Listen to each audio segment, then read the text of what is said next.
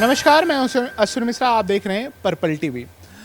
भारत में बहुत कहावतें आपने सुनी होगी, लेकिन एक कहावत ये भी सुनी होगी कि गोवा जब भी कुछ ठाना उसे सबसे पहले पूरा किया और एक नया मार्ग दिखाया। चाहे भारत के इतिहास के पन्नों में खंगा लेंगे तब भी गोवा का जिक्र होगा, या दुनिया की आधुनिकता की बात करेंगे, कैसे टेक्नोलॉजी के साथ मिलकर एआई के साथ काम करना चाहिए, वहाँ भी आगे आएंगे। लेकिन इस समय गोवा सबसे ज़्यादा चर्चा इस लिए हो रही है गोवा की, क्योंकि इंटरनेशनल पर्पल फेस्ट 2025 का तीसरा सीजन है और यहाँ के सीएम और यहाँ के मिनिस्टर, खास करके सुभाष जी की जितनी तारीफ की जाए उतनी कम है, क्योंकि उन्होंने जिस तरीके से समाज के मुख्य धारा में प्रधानमंत्री मोदी के सपनों को साकार करने के लिए इक्वलिटी, जो समाज में अलग अलग तरीके से लोग बोलते हैं कि दिव्यांग हैं, लेकिन नहीं, उन्होंने कहा इस समावेशी के साथ हम आगे बढ़ेंगे। इसी कार्यक्रम में आज हमारे साथ एक ऐसी मेहमान है जिन्होंने कई दशकों से समाज में समानता के लिए काम कर रही हैं। हिमाचल प्रदेश में 2002 में उन्होंने एक ऐसी नींव रखी स्पेशल ओलंपिक भारत की, जो आज हिमाचल के लिए बहुत कारगर साबित हो रहा है। उसके साथ साथ वो भारत की स्पेशल ओलंपिक की प्रेसिडेंट है। अभी हाल में उनको एशिया पैसिफिक एडवाइजर काउंसिलिंग में भी वो काम कर रही हैं। भारत के लिए गर्व की बात है। हाल में अभी दिल्ली में कार्यक्रम हुआ था एशिया लेवल पे, जिसमें कई सारे एशिया के खिलाड़ी पार्टिसिपेट किए थे। टीम में बहुत सक्सेसफुल रहा। तत्कालीन उपराष्ट्रपति धनखड़ जी उसमें आए थे और मैम अब आ चुकी हैं गोवा में। मैम, सबसे पहले सवाल कि जिस तरीके से आप आई होंगी, अलग एक आपको ऊर्जा महसूस हुई होगी। बहुत कम स्टेट या देश इस तरीके से प्रोग्राम कर पाते हैं। आप किस तरीके से देख रहे हैं इंटरनेशनल पर्पल फेस्ट? मैं सबसे पहले गोवा के मुख्यमंत्री और गोवा के हमारे डिसेबिलिटी मिनिस्टर सुभाष फलदेसाई जी को बधाई देना चाहती हूँ, जिन्होंने एक पर्पल फेस्ट की कल्पना की और इस कल्पना को साकार करने के लिए जिस तरह की इनपुट्स थे और जिस तरह की मेहनत थी, वो आज जो इसका पर्पल फेस्ट गोवा में एक महत्वपूर्ण कार्यक्रम बन के उभरा है, इसके लिए मैं सरकार को बहुत बधाई देना चाहती हूँ। विशेष रूप से पर्पल फेस्ट में आने का यही उद्देश्य था कि इस तरह के कार्यक्रम और गतिविधि पूरे देश में हो। इसका एक हम लोगों को पिक्चर यहाँ से लेके जाने का जो एक इच्छा रहती है, उसको पूरा करने के लिए बहुत लोग यहाँ पर्पल फेस्ट को देखने आते हैं। मेरा ये विश्वास है कि पर्पल फेस्ट के माध्यम से इंक्लूजन रेवोल्यूशन की तरफ ये पूरा समाज आगे बढ़े और इंक्लूजन सामयिकता के विषय को लेके हम सब समाज के मुख्य धारा में दिव्यांगजनों को जोड़ने की जो एक प्रयास चल रहा है, उसमें हम सफल हो।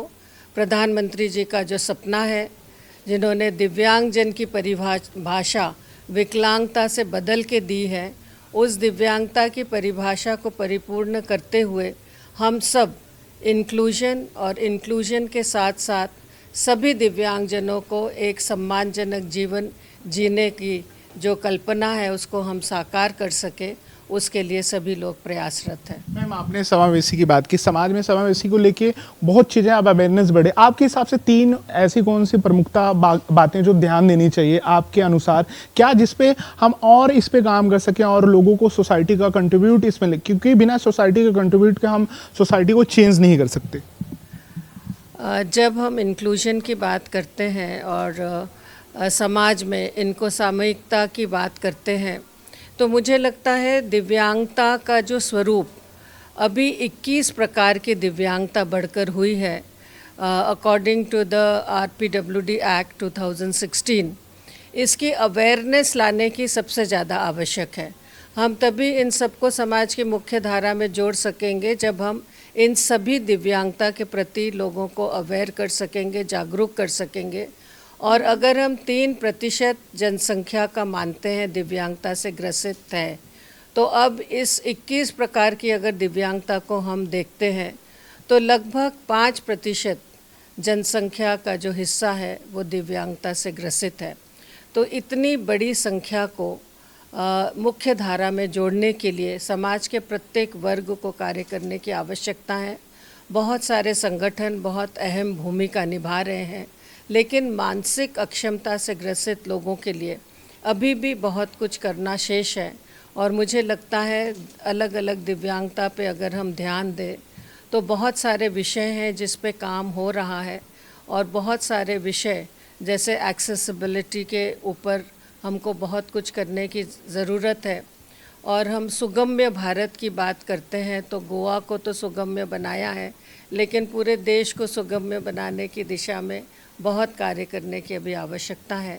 तो मुझे लगता है इन सभी विषयों को अगर समाज का प्रत्येक वर्ग, सरकार सभी मिलके कार्य करेंगे तो हम अपने इस इंक्लूजन के विषय पे सफल हो पाएंगे। कल मंत्री जी से मैं एक इंटरव्यू किया, उसमें उन्होंने बताया कि पहला ऐसा स्टेट होगा जहां बास्केटबॉल के लिए व्हीलचेयर खिलाड़ी भी खेल सकते हैं। बैडमिंटन, टेबल टेनिस, बाकी चीज़ हो रही है, बास्केटबॉल के लिए इन्होंने एक बहुत अच्छी व्यवस्था की है। आप किस तरीके से देख रहे हैं? क्या हम स्पेशल ओलंपिक जैसे अभी वर्लिंग गया था, बहुत अच्छी टीम अपने आप परफॉर्म करके आई है, जितनी उम्मीद थी हमें उस पर हम खरे उतरे हैं। किस तरीके से इस तरीके से चीज़ें जब इनिशिएटिव यहाँ लिया गया, इस पे क्या हम फ्यूचर में देख सकते हैं कि इससे बाकी राज्यों में आप जिस तरीके से ग्रास रूट पे काम कर रहे हैं, चाहे राजस्थान की बात हो, चाहे बिहार की बात हो, आप वहाँ तक पहुँच रहे हैं, रिमोट एरिया, चाहे साउथ की बात हो? ओलंपिक्स गेम्स में जैसे पैरा ओलंपिक्स है, स्पेशल ओलंपिक्स है, ओलंपिक्स फॉर द ब्लाइंड है, ओलंपिक्स फॉर द डेफ है, ऐसे सभी प्रकार के ओलंपिक्स की प्रतियोगिताओं में बहुत बढ़ चढ़ के कार्य हो रहा है। और खेलो इंडिया के माध्यम से भारत सरकार ministry of sports and youth affairs के माध्यम से बहुत बड़े सहयोग राशि के तौर पे खेलो इंडिया में दिया जा रहा है। और ये सभी प्रकार के खेलों को प्रोत्साहित करने का एक प्रयास है, युवाओं को प्रोत्साहित करने का प्रयास है। तो जिस तरह से बास्केटबॉल में यहाँ इनिशिएटिव लिया गया है और बास्केटबॉल दिव्यांग शारीरिक दिव्यांगों के लिए बास्केटबॉल के गेम का आयोजन किया गया है, उसी प्रकार पैरा ओलंपिक्स में भी कई तरह के गेम्स में हमारे खिलाड़ियों ने बहुत अच्छा प्रदर्शन किया है। और हमारी यही आशा और उम्मीद है कि स्पेशल ओलंपिक्स भारत के माध्यम से हम भी इसी संकल्प को लेकर आगे बढ़े हैं कि हम अपने सभी दिव्यांग खिलाड़ियों को समाज की मुख्य धारा से जोड़ सके। क्रांति खेल से, ये हमारा नारा है, और ईच वन रीच वन, इस उद्देश्य को लेके हम चले हैं कि प्रत्येक व्यक्ति अगर एक दिव्यांग व्यक्ति का हाथ थामेगा तो मुझे लगता है हम इंक्लूजन की ओर, सामूहिकता की ओर शीघ्र अपने कदम बढ़ा पाएंगे। आखिरी दो सवाल, क्योंकि आपको देर हो रही होगी। मैम, कितनी होप है आपको और ये कितना लोगों के लिए एक उदाहरण बन के निकलेगा कि इंटरनेशनल पर्पस फेस्ट में, जहाँ स्पेशल ओलंपिक में अभी आप इसी इंडोर स्टेडियम में बास्केटबॉल, टेबल टेनिस और टेनिस हो रहा है, बैडमिंटन हो रहा है, तो आप कितना होप आप लेके देख रही हैं इसे और ये आपके लिए कितना मायने हैं? इंटरनेशनल पर्पल फेस्ट एक बहुत बड़ा उदाहरण है सभी प्रदेशों के लिए कि सभी दिव्यांगजनों के एक सामूहिक प्लेटफॉर्म उनको दिया जा सकता है और उनकी सभी प्रकार की गतिविधियों को एक स्थान में करने का प्रयास किया जा सकता है, उनकी एबिलिटीज़ को ध्यान में रखते हुए। और दिव्यांगजनों को आत्मनिर्भर बनाने के लिए, सक्षम बनाने के लिए जितने भी सुविधाएं और जितने भी कार्यक्रम और जितने भी कार्य हो सकते हैं, उसको प्रदर्शित करने का एक बहुत बड़ा प्लेटफॉर्म इंटरनेशनल पर्पल फेस्ट है। और इसी प्लेटफॉर्म में इतने सारी गतिविधियां यहाँ चल रही हैं जिसको अगर हम समझ सके, आत्मसात कर सके, तो मुझे लगता है हम सब अपने अपने स्थान में, अपने अपने इलाके में और अपने अपने प्रदेशों में इसी मॉडल को फॉलो करके सभी दिव्यांगजनों को एक प्लेटफॉर्म में लाके उनको दिशा भी दे सकते हैं, उनका सहयोग भी कर सकते हैं और उनकी एबिलिटीज़ को पहचान के उनको जीवन में आगे बढ़ाने का प्रयास कर सकते हैं। मैम, आखिरी सवाल मेरा, मैं पिछले 3-4 दिन से यहाँ अलग अलग जगह मैंने इवेंट कवर कर रहा हूँ स्पोर्ट्स जर्नलिस्ट के तौर पे। मैंने दिल्ली में भी आपके कैंप देखे हैं। क्या फ्यूचर में स्पेशल ओलंपिक भारत के कुछ यहाँ इवेंट या कोई ऐसा टूर्नामेंट हो, क्योंकि गोवा उसके लिए तैयार है और बहुत अच्छी भूमिकाएँ, और ख़ास करके यहाँ के मंत्री सुभाष जी, वो मंत्री के तौर पर मैम अभी तक नहीं दिखे। इंटायर टीम किसी से बात करेंगे, वॉलंटियर कहीं सेट लगाना हो, कहाँ वो भूल जाते हैं कि वो मंत्री हैं। उनको लगता है ये हमारा काम है, हम यहाँ के वॉलंटियर हैं, हम अगर एक कदम बढ़ाएंगे तो बाकी लोग बढ़ाएंगे। तो क्या फ्यूचर में हम कुछ देख सकते हैं गोवा में मैम? सुभाष जी एक कार्यकर्ता की भांति कार्य करते हैं, ये सबको विदित है, और उसी को प्राथमिकता देते हुए जो कार्य करते हैं वो सफल होते हैं। और उन्होंने इंटरनेशनल पर्पल फेस्ट को सफलता से गोवा में करने का जो प्रयास किया, जो परिश्रम किया है, वही दर्शाता है कि उनके दिल में किस तरीके से दिव्यांगजनों के प्रति स्नेह है, प्यार है, और उनके लिए कार्य करने की जो इच्छा शक्ति है वो इन सब को दर्शाता है। और स्पेशल ओलंपिक्स भारत की ओर से मैं यही कहना चाहती हूँ कि गोवा में स्पेशल ओलंपिक्स भारत के नेशनल के चैम्पियनशिप्स हम अवश्य करेंगे, और एशिया पैसिफिक रीजनल गेम्स भी अगर यहाँ सुभाष जी करना चाहें तो हम ज़रूर उसकी तरफ भी आगे बढ़ सकते हैं, क्योंकि सभी प्रांतों में अभी नेशनल चैम्पियनशिप्स का दौर चल रहा है। और इसके पश्चात हमारा वर्ल्ड गेम्स जो लैटिन अमेरिका में 2027 में होने जा रहा है, उसकी तैयारियां प्रारंभ हो चुकी हैं। तो हम गोवा को भी बेस बना के, फुटबॉल पहले गोवा में हुआ है, आगे चल के भी हम कुछ इवेंट्स स्पेशल ओलंपिक्स भारत के गोवा में अवश्य कराएंगे। Thank you so much ma'am purple TV से बात करने।